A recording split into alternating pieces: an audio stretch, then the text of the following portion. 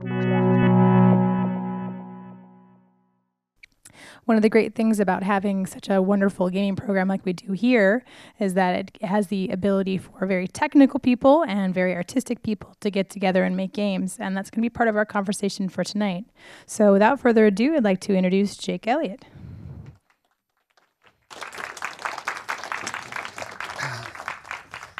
Hey, thanks, Wendy, and thanks so much for coming, everybody. I'm really looking forward to having a conversation tonight with all y'all, and also, of course, with Dominic Cianciolo.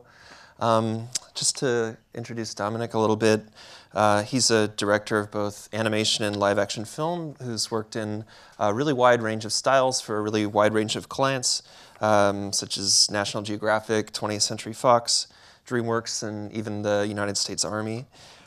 Since beginning with his first short film, Jane, in the year 2000.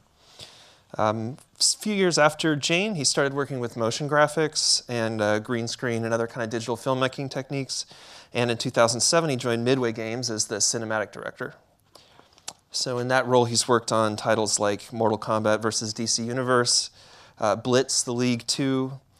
Dominic's continued that role after Midway was acquired by Warner Brothers Interactive, and co-wrote and directed 2011's Mortal Kombat reboot, for which he was nominated for the Writers Guild of America Award for Outstanding Achievement in Video Game Writing. Dominic's most recent completed project was directing the in-game cinematics for Injustice: Gods Among Us, which we'll discuss, I think, in a lot of detail tonight, which was released in April of last year. And he's currently working on an unannounced project for NetherRealm Studios, which I guess we won't probably talk about too much. But so I'm very pleased to introduce Dominic. Thank you for the introduction.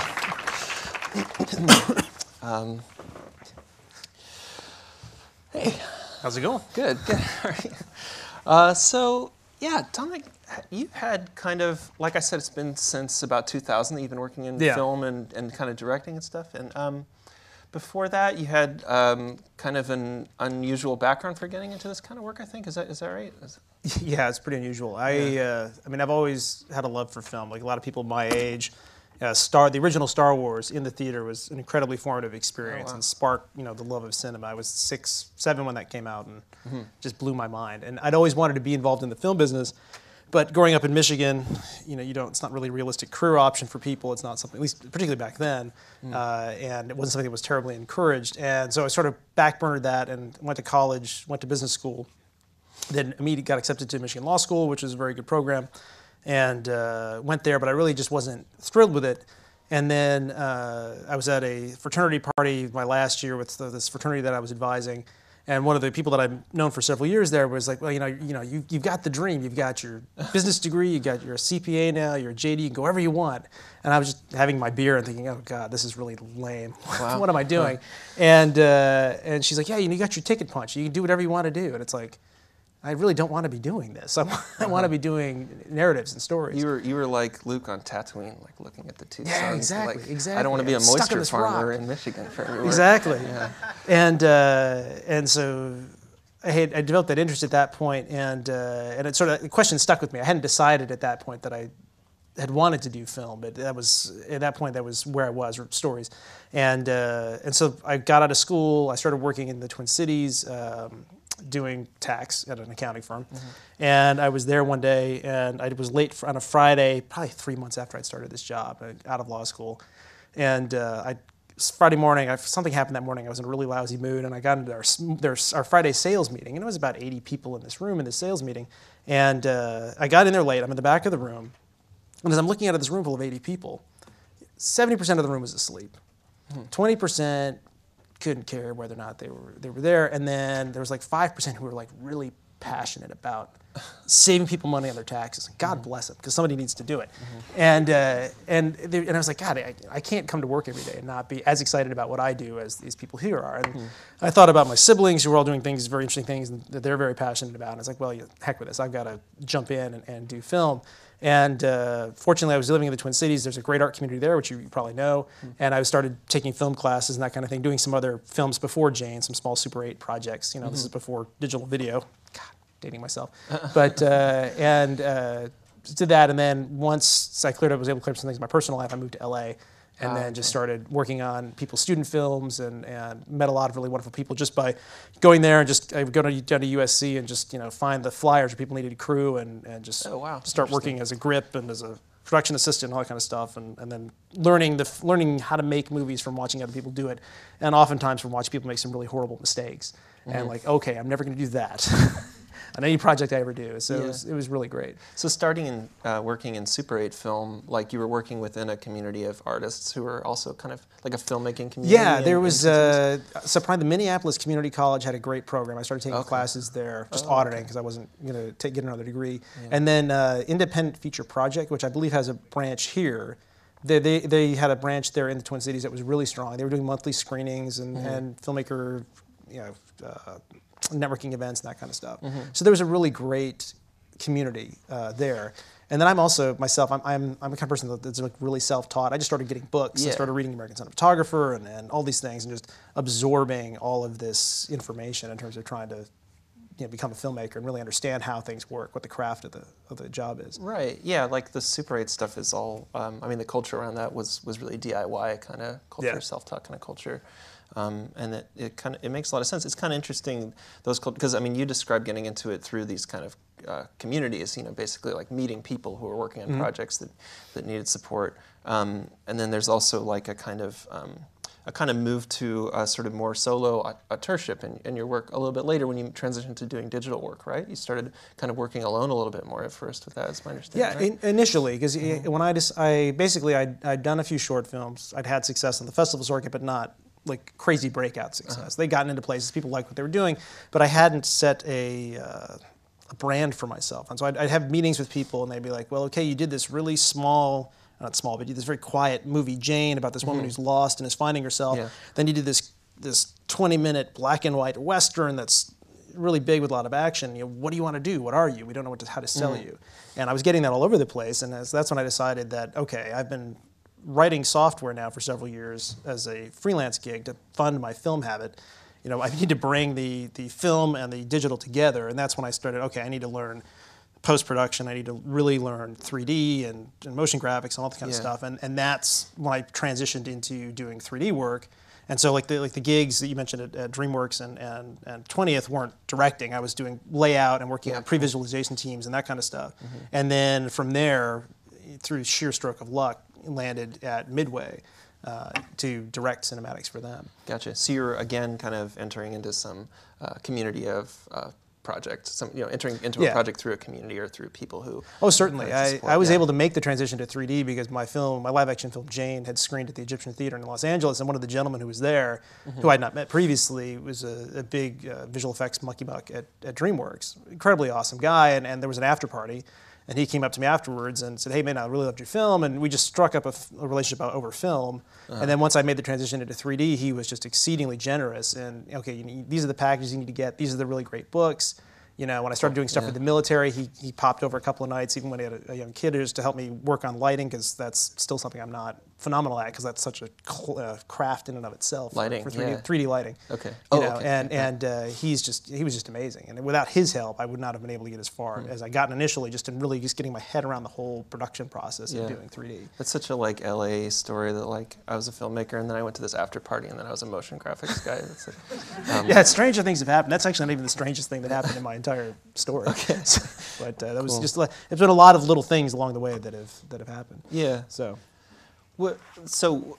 you left LA, right, and came back here. Yeah, I came here. This was this was the one job east of the Sierra Nevadas that I would have made sense, and I came upon it really randomly because I was doing previs at the time. The job at DreamWorks and Throws was through a small company in Los Angeles called Proof. That's a sort of boutique house that does 3D previs for feature films and commercials and that kind of thing. And they were booking us to go work on, I believe, Watchmen in town. And then I went on vacation to visit my family who was currently living in Tennessee, and come back to find out that the jobs moved to Canada and none of us had work. It's like, okay, what do I do now? So I started looking for other jobs. And that's when I found the listing for the job here in town. Yeah. And because my wife and I had our son and all of our families back here, so it made sense to be more in this neck of the woods. And that was something they were looking for. Yeah, and that really accompanied like kind of a shift in direction for you too to start doing. Yeah, and I'm curious, like if when you moved into doing more of this digital work and more of this work in the games kind of field specifically, like did that shift the kind of work that you were looking at? Because like if you're in LA or even in the Twin Cities community that you were in, immersed in this kind of film community, I wonder if your kind of any of your points of reference, like aesthetically or artistically or even like practically, shifted around that time. Did you start looking at more video games? Did you? Well, I had started reconsidering the working in games because things are happening in narrative. Like the same gentleman that was my mentor in 3D, at one point he'd approached me about helping him do a Half-Life 2 mod. And I hadn't played it yet, and so I downloaded Steam, I started playing the game, and I was just sort of blown away with the cinematic experience that they put together in that game. And it really sort of made me aware of what was really actually going on in-game as opposed to simply in trailers and that kind of thing. Right. And I was really immersed, and I was totally hooked on that game. Not that I had to play it on ultra easy level because I was getting killed constantly, but that's what sort of opened me up to it. And we started working on this mod, and I was really interested in getting into this, and that fell apart because he had another kid, and I got busy, and it just never worked out. That's like how most mods go. But it was fascinating, and so that opened me up. And so when the position opened up at Midway, when I found that, I was like, well, okay, I definitely can contribute here. Yeah, interesting. So. And I think. Maybe we'll get into this a little bit more later too. But I'm really curious. Are you still looking at a lot of at game work like that, or so Half-Life 2 is pretty different in its approach to storytelling than the kind of work that you're doing. Yeah, when I joined Midway, it was a 350-person studio. There was like 8 projects going here. There was studio in Texas and that kind of stuff. So we were not, when I first came there, like Mortal Kombat wasn't, it was part of the equation because it was in the studio, but it wasn't necessarily the thing that I was hired to do, because we were part of what was called the Central Group, where we were doing cinematics not only for Mortal Kombat, but for Blitz and all these other titles that were there. And so the appeal was, listen, we've got 8 games going, every creative director for every game has a different style they want to work in, you're going to be working on all these different ways. So one week it's going to be something that looks like Bourne, another week it's going to be something that looks like 300. So you get a chance to really just dive in and learn all these different things. And then with the bankruptcy and where the studio went, it just then became very focused on Mortal Kombat. Right. So wow, fascinating. Yeah. Well, maybe we could take a look at that. Take a look at some of the work that you've done. At NetherRealm, like specifically, we have a clip of some stuff from Injustice. Sure. That we could take a look at. And I think, do you want to set it up a little bit, or? Wait, just for those of you who aren't familiar with the plot of Injustice: Gods Among Us, it is a classic DC crossover story in which there is an alternate universe where Superman has gone mad because Lois has been killed by the Joker, Metropolis destroyed, and Superman is basically at the root cause of it. He's become a fascist dictator and wiped out pretty much everybody except for Batman. So that universe's Batman comes to the regular DC universe and pulls over the heroes he needs to help him defeat Superman. And so the sequence you're about to see in the story happens about midway through when our Batman has been captured by Superman and basically used as a bait to lure out all these other people that have come over to try to take him down. And so this is the end of the sequence where they save him from Superman's evil clutches. Okay.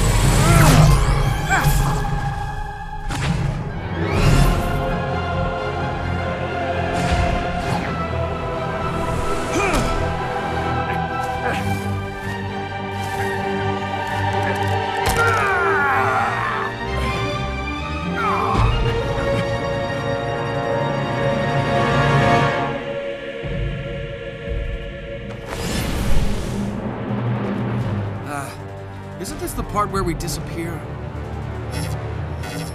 Damn. You thought you could fool me, Bruce? Like he did? This isn't about Joker. It's about you. I perfected this world.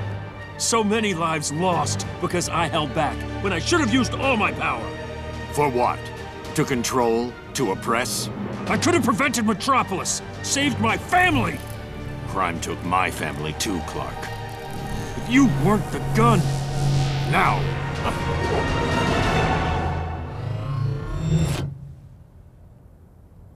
The Watchtower.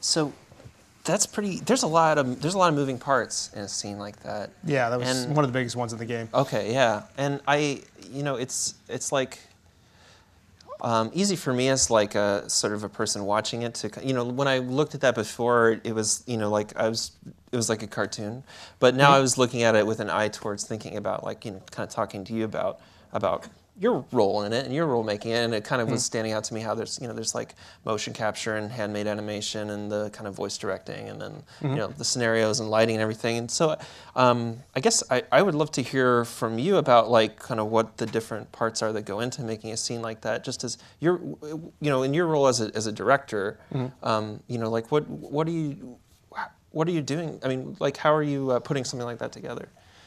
Well, I mean, ultimately, at the very, very top level, it starts with our creative director, Ed Boon, who is the man behind Mortal Kombat as well as Injustice. When we first came to this project, he's like, all right, his mission statement was the summer blockbuster movie experience in a video game.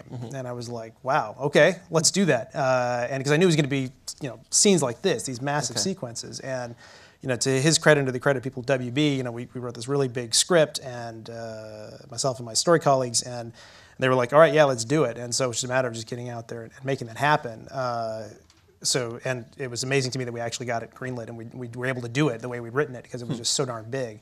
But in this sequence here, I mean, obviously it starts with the script. We had this sequence.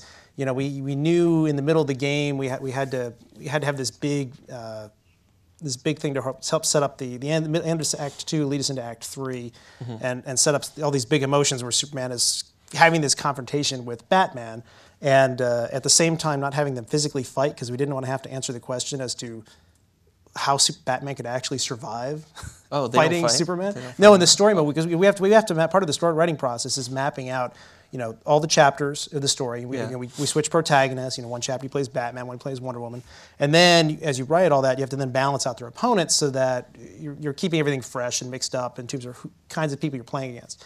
So one of the things we had on our story is we had to make sure that, to the extent that we could, that a non-powered character like Batman isn't fighting a Superman-powered character in an actual scene. So we could just dodge the whole question of, well, how could he possibly stand up to it? I mean, I feel for Zack Snyder trying to do the next Batman Superman because that's going to be really, really tricky to try to make that work.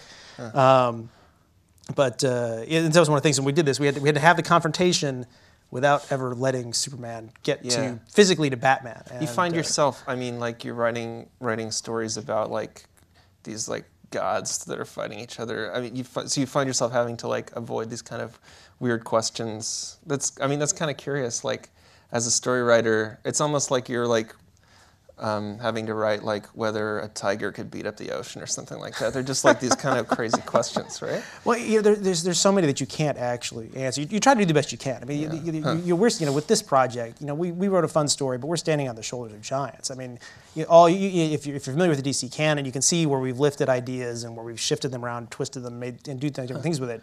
But it's all rooted in all the years they've had with all these characters and trying to be true to that material. And it's just great to be part of that tradition and get to play in that sandbox. So for this scene, like one of the things that we had in the script initially was all the sea monsters you see. It's like part of the mission statement for Ed and the designers was to make sure that Aquaman came off as cool as possible. So as we're doing story mode, because he gets Aquaman is just misunderstood and unloved, which is sad. But so the designers came up with this amazing move where Aquaman calls up these sharks, and it's really fantastic. And so for me in the story, it's like, well, what else can I give Aquaman in the story that we can do? It's like, I'll give him an army of sea monsters, and so there's in the scene previous to this where you just see them arrive, like this big, the big wide shot of like 600 sea monsters, and then they're just kicking butt on the land, and so it just helped give this bigness that Ed wanted out of it, and really bring that to the fore. So how about like working with the? I mean, do you work with the actors doing the motion capture and the voice? The voice acting, on the voice acting side, one of our co-writers, Brian Chard, is really awesome to work with and is key to a lot of the work we do. He is also in our audio department, and when we record all the VO together. We go out to the West Coast usually to work with the talent there. He's the man with the button, and then we collaborate behind the scenes while he's dealing directly with the actors in the VO. And then we take all that back, we cut all the scenes together, basically create a radio play of it, and we take that into motion capture. And then I work locally with actors here in our studio to do all the motion capture timed out to the voice acting that has been done by the people on the West Coast. That's so strange that you have the voice in one part of the country and the body in another part of the country. You probably even have like multiple actors working on one body, right? It depends. We try we break it up because the VO talent and sort of the depth of what we're looking for is more readily available on the West Coast. Plus, particularly with DC, Tara Strong is a star, and George Newbern and these others. They're fixtures in the DC canon, and those are the people you're using if you really want to make it feel like part of the broader DC universe. So they're obviously out there. And then here with the talent, it's usually I do my best to make sure that we have one actor playing the role so that we get all their little mannerisms and that kind of thing in. Okay. But occasionally we do have to swap out. I mean, some people are just better at certain things. Yeah. So. Do you think that's why, like, do you think that's why these games? Does it have anything to do with these games? Like all the characters in these games are like gods or superhuman. Even in Mortal Kombat, like one of them is like a thunder god or something, right? You're Raiden the Thunder God. Yeah, even everybody's bigger than life. Yes. Yeah, they're bigger than life. Yeah. They're literally made up of more than one performer. Like it's like one performer isn't enough to make a thunder god out of or something. I mean, do you think? Well, it's a combination, right? Because you have the motion capture. It's the actors are giving you the base for the animators to then work from, and certainly to create the action. The animators are taking what the actors are doing and then plussing it up and taking it to the next level, so you get things feel bigger and more exaggerated as we need them. Other than that, I think it's pretty straight up. For me, a lot of this is about capturing the human drama and trying to fighting games traditionally haven't had great stories. People have liked the characters, they haven't connected them on a deeper level. And I know for me in the last couple of games, both with Mortal Kombat and with Injustice, is trying to break out of that box and create a compelling narrative hook for people. Yeah. So it was a big shift for Mortal Kombat from 2011. I mean, it was a big surprise, I think, for people to see the single player story done in that way, and it was referred to pretty explicitly, I remember, as being cinematic, a kind of cinematic treatment of a single player story. Well, yeah, right? I mean, what you see is we're making a movie that we're then stitching. We're finding the beats where we want to let the player then play the fights. But it's very big and very. But cinematic. I mean, there could have been a different metaphor at work. We could have started to call that a more theatrical approach to storytelling, or we could have, or a more novelistic approach or something. So I'm curious, like, did the cinema word, was that something that how did that word come into play? Is that something you guys set out to do when you're doing Mortal Kombat the reboot and said you knew you wanted to do the single players? Well, yeah, that was actually the second time we'd done the single player campaign like that, because Mortal Kombat versus DC Universe that was also had a very similar campaign, and then.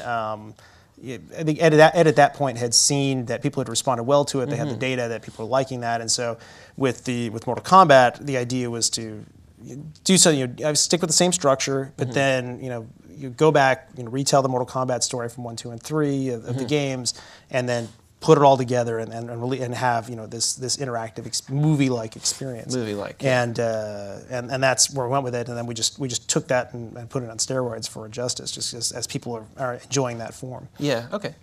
I mean, it couldn't have been completely in response to data. Was there like an ethic behind it? I mean, was there something what did you see in fighting games, you and your collaborators see in fighting games that kind of suggested to you that they needed like a kind of a story like that, a kind of Hollywood style story? Well, I think and this is, I don't want to get too much in Ed's head, because I wasn't involved in those earlier discussions, but I think part of it, at least for me anyway, is with Mortal Kombat, people have loved these characters. I mean, the Mortal Kombat movie, the live action one that came out 20 plus years ago, was I think the first really successful crossover from video games into film. Oh. And so people have been invested in these characters for a very, very long time, but in the games themselves, the first 3 arcade games, you had endings, you had bios, but there wasn't a lot of story stuff there. And then as they went to the console, that increased and there was more. And then I think with MKDC and with Mortal Kombat, the attempt was to really just corral that into something that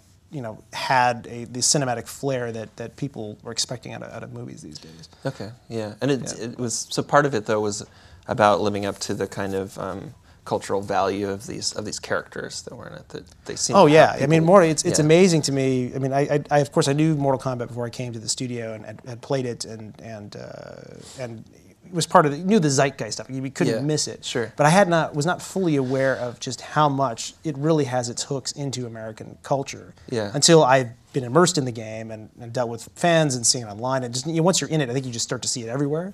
And I've had these moments, it just cracks me up, where we get Mortal Kombat shirts or whatever, and we took a road trip to Cedar Point with my kids, and several points along the way, I'm just wearing my Mortal Kombat T-shirt on the road, and I'd have these Tyler Durden moments in Fight Club, where we'd be at Cedar Point on the ride, and the guy's looking at my shirt so you get that? Yeah, I worked in the game, and he's like, oh, yeah.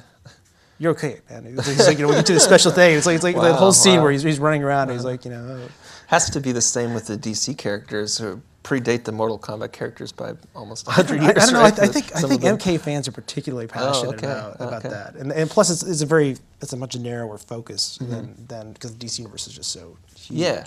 But no, MK fans are fantastic. Cool. Yeah, there's a lot of characters in Injustice. There's and your story covers a lot of different characters. Yeah. You switch between. I mean, how many characters do you play in the course? 20 something. There's 24 in the game. Yeah. There's 12 in the story mode. Okay, I see. Yeah. And I think that's one of the geniuses of what Ed set out to do in terms of how he wanted the story structured, was that if you play through the entire story, you are experiencing playing as different characters. You're learning their moves, you're learning their combos, and that kind of thing. And by the time you get done with playing a particular chapter, you've hopefully learn something about that you can then take to the other parts of the game. Yeah, this kind of this way of playing from these different perspectives and kind of switching around. It was I understand it was kind of would add a lot of challenge to the kind of storytelling. Well, yeah, if you think of this story is structured like any 3-act screenplay is, and then each act has a clear beginning, middle, and end, and then you have to break these. You have to break up each act into these chapters where you're switching a protagonist. So it's not like a traditional film where you follow 1 or 2 characters through the whole course of the story. Right. You're now following 12. And so each character's chapter, each character has to then fit in within the context of the broader narrative, and also give them specific goals that they and you as the player are then achieving over the course of it, and then tying all those little pieces together, making it work. So it's very tricky and meticulous kind of writing. Yeah, sure. The cinematics also kind of bridge transitions between spaces, right? Yes. There's a lot of this kind of what happened at the end of the clip that we watched, where there's a lot of people have to go out into space and then come back to somewhere else or something like that, right? There's a bit of this one in particular, because to deliver the summer blockbuster experience that our creative director was looking for, you have to go to space. You have to do these things to make it feel big and massive. I mean, there's really no other way around it. But you also have to go. You have to go to the Fortress of Solitude, and you have to go to Watchtower, and you have to go to these places that are kind of like characters in themselves. Well, yeah, the background in a fighting title, the backgrounds are as important as the characters, and part of the story writing process, in addition to coming up with these 12 chapters, is utilizing those play spaces and coming up with justifiable reasons why you're in one place versus another place, and where that goes. And we've gotten a lot better at, in the initial design phase of the project, figuring out which backgrounds do we need for story, what backgrounds do the designers want, how do we work out those compromises and come up with a solution everybody's happy with, and also with the roster is very important. Yeah. And that all those issues are worked out as we're trying to come up with what the story is, and it's there's a lot of stakeholders in making sure that that's as good as possible. Yeah. So do you have to go back and forth a little bit with, you're approaching one of these particular spaces, say the Fortress of Solitude. You're approaching it as a site for a certain kind of dramatic action to happen, and like any director, you have to be very aware of the space and like the kind of shape of the space and how your characters can move through it and stuff, but in a very different way than like a game designer has to be aware of kind of motion through the space, movement through the space and stuff. Do you have to go back and forth with the level designers or however you talk about them in a fighting game? Well, with our playable backgrounds, because of the nature of the fighting titles, it's pretty much a wide proscenium. I mean, when we're in one of our playable backgrounds, I mean, you're pretty much just there in space, right, and not really dealing with other aspects of the background, because that's where you are. Because part of also what we do with our sets is they're built in a very there's sort of a lot of forced perspective and tricks they do to give it depth, and you break the illusion of what's actually there if you travel too far into the set. So a lot of what we did with both Mortal Kombat and Injustice was to start to build sort of wraparounds to the set, so we could actually go in a 360 and then introduce more custom spaces to give places where we could actually give our actors business and they could actually do it, introduce more variety in terms of how the characters could interact with each other and interact with the environment. And a lot of that is just the custom work we have to do for cinema. And it's again this kind of surprising choice of metaphor to me to start to approach it as this Hollywood blockbuster or as this cinematic thing in general. Because, I mean, you describe it literally as like a proscenium and using like forced perspective and stuff like that. The way that the blocking is of the characters, they stand kind of with their chests facing out a little bit. Sometimes they're sort of it is really all very theatrical and I don't know. It's just interesting to me that this just this idea that the Hollywood film or the kind of cinematic was like the only place where this story about these characters who are so beloved, they're almost like mythic kind of characters, the only place where it could really get to that scale. I guess it's about being able to go to space or something. But in like Greek tragic theater is about gods, like classical Greek theater is about gods. One of the big when we were writing the story, we were working with DC. One of the big questions, as I was saying earlier, the big thing in the plot is that in this alternate universe, Superman has gone, nuts, and he's now become this fascist dictator ostensibly to protect Earth, but then of course that goes horribly wrong for him, but he doesn't realize it, and we went back and forth, and what event would it take to actually break Superman's will, because that's his whole thing, is he's on the side of right no matter what happens. Trying to come up with what actually would they take was so went back and forth, because every time we thought we had it, they're like, nah, man, it's got to be bigger than that. Wow. It's got to be worse. So Lois dying, no, that's not enough. Destroying Metropolis, no, that's not enough. Okay, Joker tricks Superman into killing his wife and child and destroying Metropolis. That'll do it. And it's just like, it just had to keep getting bigger. And, Jimmy Palmiotti and Justin Gray were fantastic. And Sean Kittleson at DC, he was our writer at the time. He was great. It was great that they challenged us to keep just pushing it, because it helped keep it true to what was going on. Yeah, I mean, it is so comic books that kind of, that's what they do these reboots pretty frequently in comic books, right? Or not super frequently, but they have to do them because they just can't keep, so now that we've blown up pregnant Lois Lane, where can we go from here? Right, exactly. Injustice 2, where's like what's there? What was it? Speaking of reboots, both Mortal Kombat and Injustice are kind of like reboots in Injustice, because we have this crossing over universes kind of thing, and there's evil versions of characters and stuff like that. You're kind of like reimagining or rebooting them. Mortal Kombat is literally like it's actually about a time travel thing, right? Mortal Kombat is the reboot. Yeah, Mortal Kombat it's very similar to the structure of the first of the new Star Treks, in that event has happened in the future, and then messages sent back to the past. The past then has changed because we know about these things, and just it all spiders and gets strange. I guess there are two different challenges with Mortal Kombat. The characters have been explored somewhat in a traditional cinematic fashion in the last couple of titles, but not a lot. There had never, other than Mortal Kombat vs. DC Universe, there hadn't been like a full cinematic presentation like this before.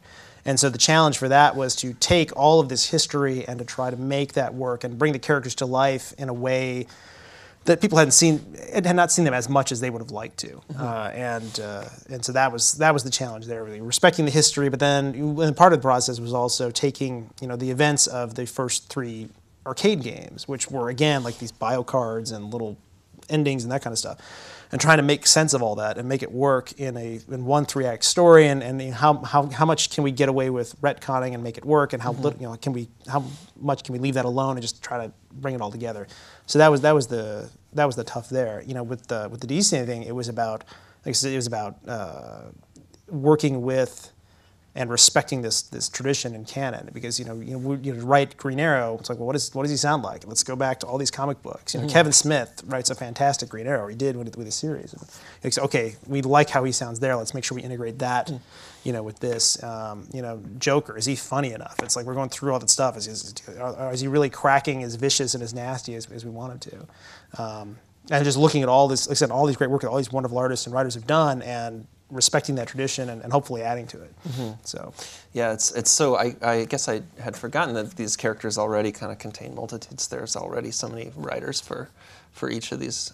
It's kind of a process of kind of combing through and filtering. And I think we watched when we finished Mortal Kombat. When we started working on it, we knew we were doing Injustice, and I think I spent 2.5 months just reading every comic book I could find, watching every DVD of DC animated content that I could find, and just really getting knee deep in this stuff, because I was familiar with the top tier, but not really the depth that I needed to have to actually be able to contribute to a script properly. Interesting. Any weird, surprising discoveries in that research project?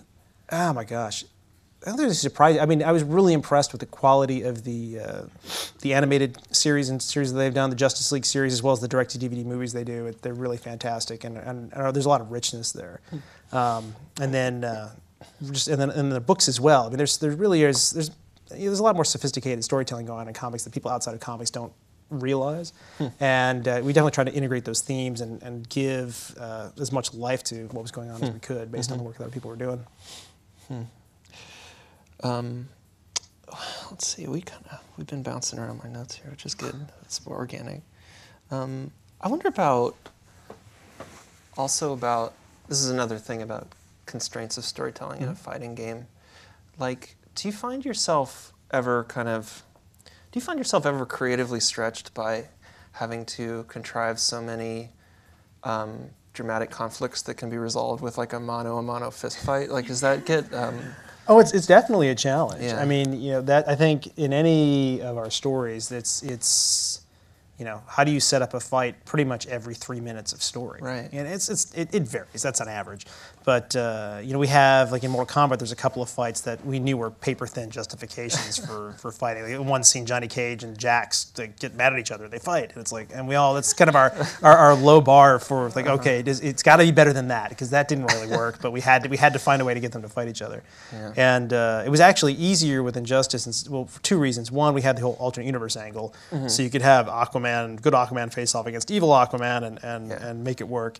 But then that one because we were doing something that was just like purely original material, where we didn't have to try to make all these original pieces work together in a reboot.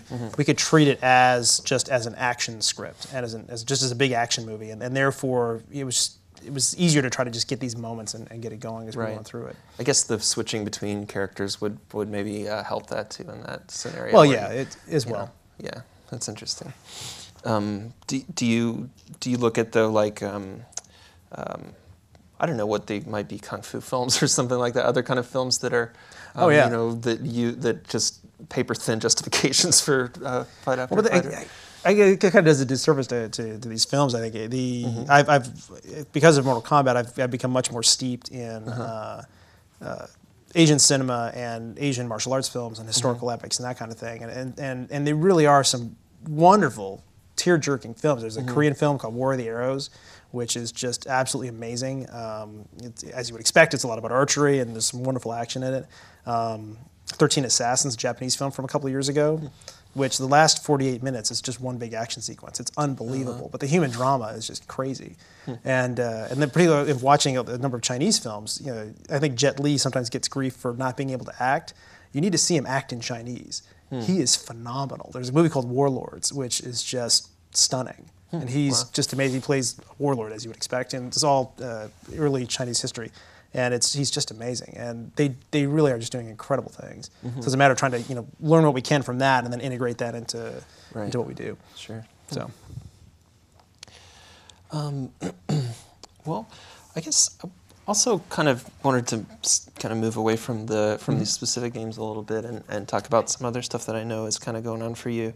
Like I know that you curated this track of lectures this year, right? Is that right? Oh, at FMX, yeah. Yeah, at FMX. That's about FMX is a conference or festival about.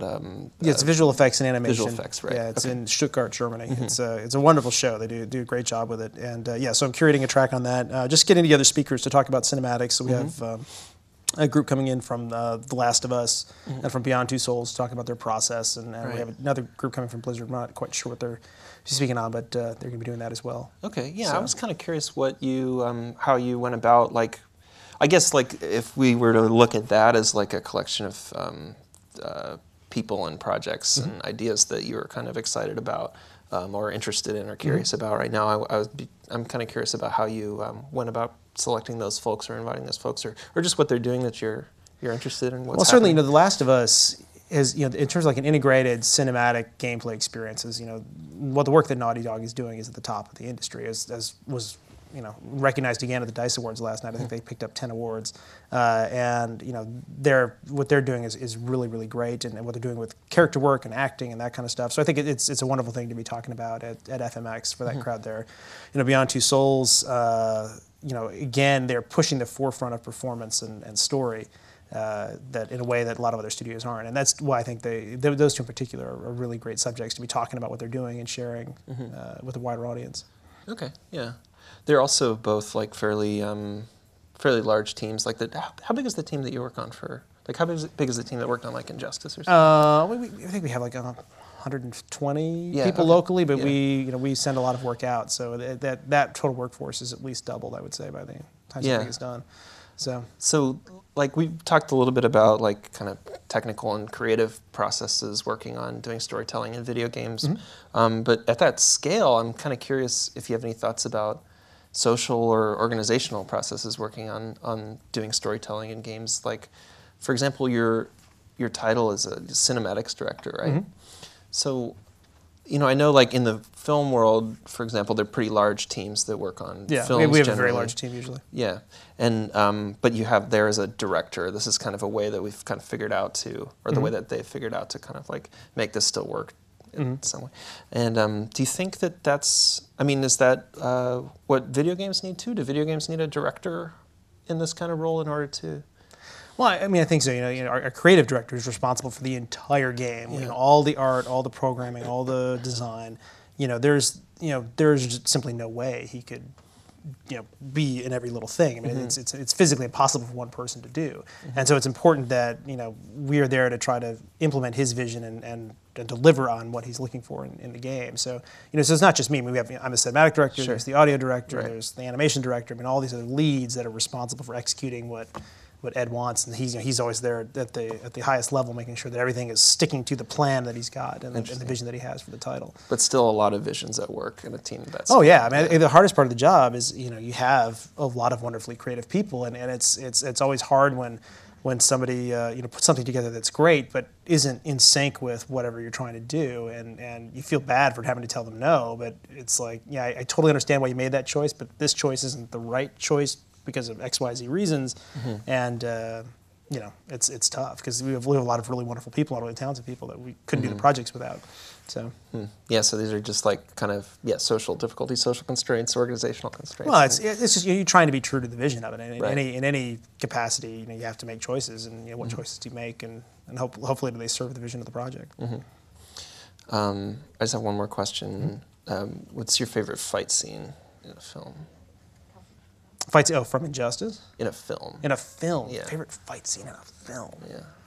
Wow. Gosh, like one-on-one or a... one-on-one. Like one-on-one fight scene. Gosh, that is tough. I'm trying to think of stuff I've seen recently. Oh man, they should have asked me this question ahead of time. I have to think about that. I should have sent it to you in an email. I started thinking about what this is. That's right. No, man, I'm trying to think of the action stuff I've seen recently. That was really good. It's tough. It's funny. I think well, just 'cause, and this is the favorite one I can think of right now. I'm sure there are others, but I happened to pop in T2 on Netflix the other night, and the work that Cameron did in there, like in that first sequence, when you introduce the T-1000, Arnold Schwarzenegger's Terminator, Robert Patrick's Terminator for the first time, and they meet and they fight. You know, he establishes all of these wonderful things, all the things you need to know about them in this moment, like the liquid metal of the one, the indestructibility of the other. You know, even like little things. Like if everybody seen the movie Terminator 2? Yeah. So like John Connor runs into that hallway. There's the random dude that's in the hallway. He's getting a coffee or something, and then Arnold shows up, Robert Patrick shows up, then the gunfire starts. And so the first beat is this guy going, "Hey, what the heck's going on?" And he gets blasted by the rifle and falls to the ground. And then Robert Patrick shoots him, not Arnold, because Arnold didn't actually kill anybody in the movie. Yeah. Robert Patrick shoots him, and then Arnold grabs John Connor, turns him around, and then he's firing on him, and you see him, all the bullets going into his back and stopping. So you needed to have the guy there that gets killed to show the differentiation between how happens when he gets shot versus what happens to Arnold. And just that little beat of having him there, separates the Terminator as an indestructible force from the guy that can actually get killed, and it sort of sets that up for you.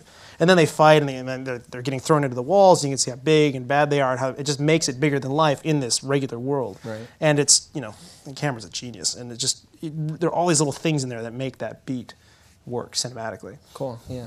Cool. So that was a great breakdown of that scene. That's great. So, thanks. I think... so those are all my questions. There's, not that many of them, but we have some time now to take questions from y'all in the audience. There's a microphone back there. See the spotlight? It's under that light. And so you want to line up by that microphone or stand by that microphone, stand alone by that microphone or with your friends who have questions or...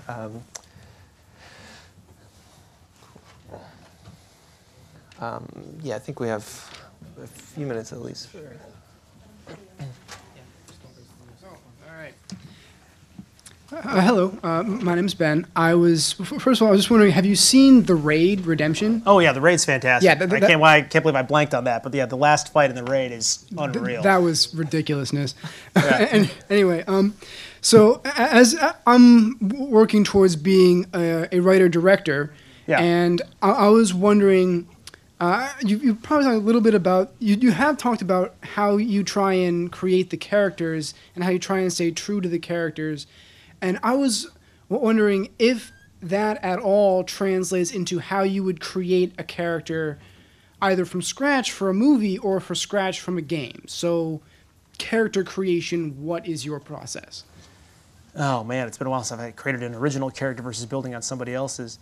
But I think it applies true. I mean, I think it's the same way. If you're creating a character from scratch, you are developing a character that has its own truth and its own identity and its own logic. And to make a story work, they have to obey whatever rules you create for them. Because as soon as you start breaking those rules you created for the character, then the character just doesn't make any sense anymore. We're starting from something else, but all the same rules apply to creating an original character. Thank you. Mm-hmm. Hi. I was curious about the interaction with the Did you have any challenges of editing cutscenes with the actual gameplay? Because since it's I haven't played the game yet though, but since it's a fighting game, I'm just kind of curious when you dictate when you're having one character fight in the actual game, then set it up to have it fight in the gameplay, as opposed to the say the cutscene that we just watched where we're just seeing the fighting occur in a short little cutscene. Oh yeah, they're completely different beasts. All these movies are they're cut like a normal film, and they're there, and then you go to the game, and then it transitions very seamlessly from there's basically what we call a taunt at the end of a scene that leads up to a fight, where you basically can tell by the scene that's happening which two characters are about to square off from each other. One of the characters gets in the last word, and then the camera pulls back, and you're in the playable fight. You play the fight to its conclusion, and assuming you win, you then unlock the next scene in the story, and then the story continues from there. So we aren't actually cutting game footage into the story footage. They're completely separate beasts. But how do you decide that story-wise? Because you have there's this moment in the clip that we watched where like Superman flies up and just like breaks some guy's arm in the air. Green Lantern, yeah. Just like breaks his arm, and you had to be thinking like, I don't want this to be playable because like I know Green Lantern needs to get it right there or something like that, or you had. Well, it's based on location. Like this whole thing was the exterior of Stryker's Island, and then the set they were building for us for the in-game where you actually could play was the interior of Stryker's Island. So this whole thing was a custom scene to begin with. This was never going to lead into gameplay, and the end of the clip where you hear Lex Luthor telling Superman that his time is over. It rolls back 3 hours, and we play Lex Luthor's chapter. And that line from Luthor is the bridge take you to his chapter to find out how he gets involved in this whole fight, which then ends with this confrontation between Luthor and Superman on the inside of Stryker's. Okay. So it's a whole thing. Okay.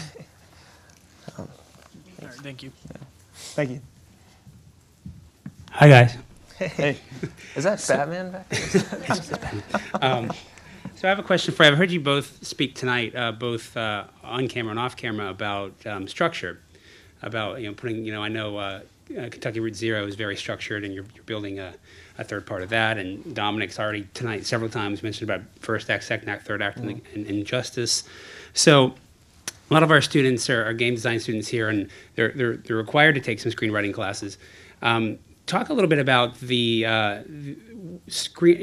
screenwriting training and how screenwriting work can relate to what you're doing in game design and game narrative, and then where do you see narrative going in video games down the road?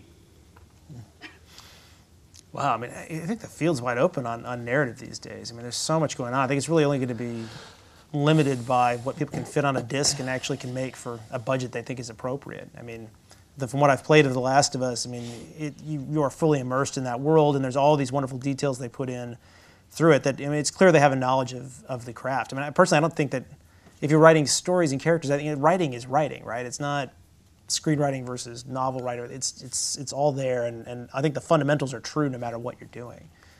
I'm not sure that quite made sense, but. How about you, Jake, with your storytelling? Yeah. Well.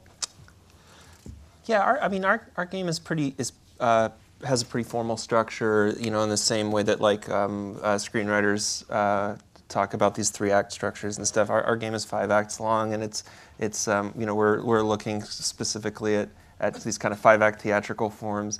But I think there's like a lot of other kind of narrative overall structures that kind of embrace ambiguity in a way that's maybe more appropriate to video games.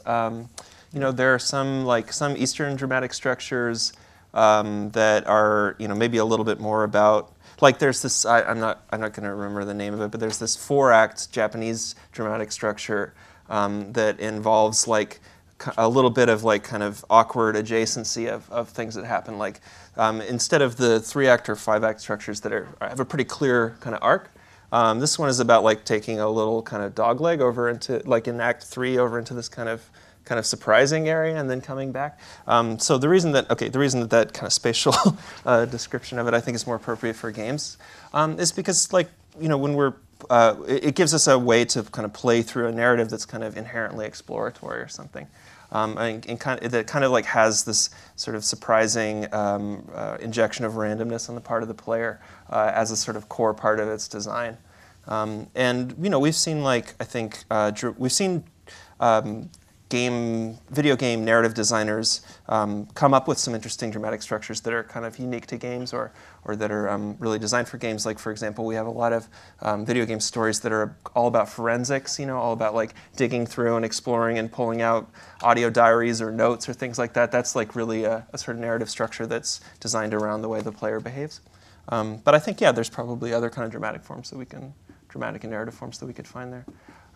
That's really a big tangent from friends of mine who are like really hardcore players. I mean, there are people who love the exploratory aspect, and people that want the linear experience. And if they're on the rail, like with Injustice, I mean, there's no branching narrative; it's just the one narrative. And so there are people whose preference simply is in a game environment is to have something where you could take the detours and go to other places and do those kinds of things. And I think it's just a matter of how do you want to spend your time and how are you entertained? I have one more question. If I may. So, Dominic, you just mentioned that you're spending a lot of time working with other people's characters, properties and franchises.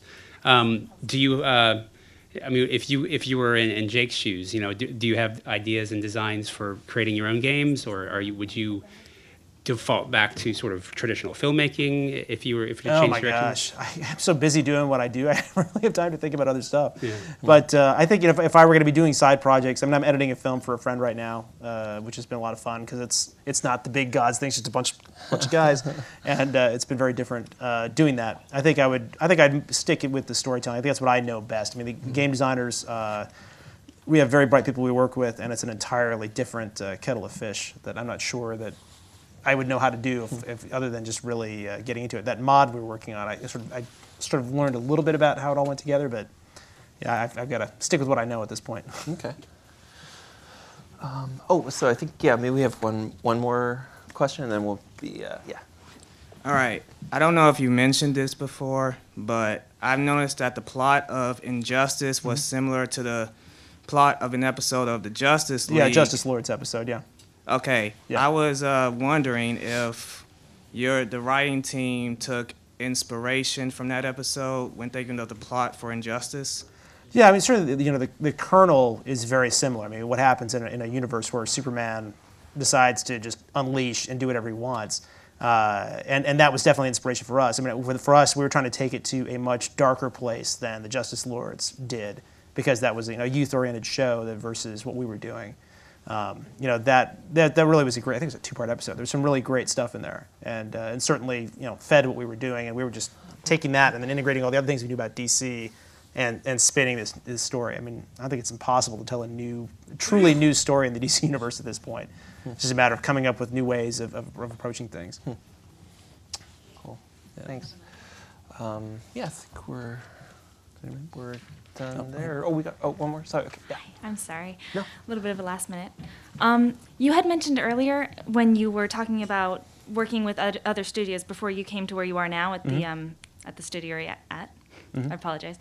And you had talked about some crazy stories, and I was just wondering, you said that's not even the craziest, and I was just wondering what your craziest story was from your earlier experiences. It's crazy, how I've gotten to where I am now is the result of so many random occurrences that it's unbelievable. Like when I first moved to LA, so I was living in the Twin Cities, and I decided to make the jump to Los Angeles. And the firm that I was with, was a big multinational firm. I was going to stay with them and use that as my initial ticket when I moved to LA. And so I'm leaving that job. My house is packed. I'm moving to the West Coast, and about 6 weeks before that, my father had gone to New York with his sister, my aunt, to go see a Broadway show. And when they got on the plane to Detroit, and there was a paper open at the classified sitting on the seat that he was about to get into. And so he looks at the seat, and he knows I'm moving to LA, and he sees this ad for this job in the classifieds. And he calls me up when he gets back, and he's like, hey, I saw this, I know you're moving to LA, and you want to move on, maybe you should look into this as something to be doing while you're getting going. I go, oh, well, okay, fine, I'll send him a resume. So I send him a resume, I don't hear anything. And then literally, I'm walking out the door of my job in Minneapolis to go to LA when they call me. It's like literally 5 minutes later, they would have missed me. And so they call me up, and like 2 weeks later, I get to LA, I have an entirely different job working for directors and producers and all this other stuff on the business management side. And which was a wonderful experience, just to understanding the studios and meeting some really great people and that kind of thing. That literally, if I said if I'd left my desk 5 minutes early, I would have completely missed that encounter entirely. So there was that one. One of the first projects I worked on, I answered I guess you probably still do these things these days where you have the call sheets where you tear off the phone numbers and stuff because you're looking for crew and whatnot. Yeah, so that hasn't changed, thank God. But I found one of those, and there was a bunch of high school kids who were putting a movie together, and I was already out of law school and that kind of thing. I'll go and I'll help out, and I quickly became the elder statesman because I was in my 20s.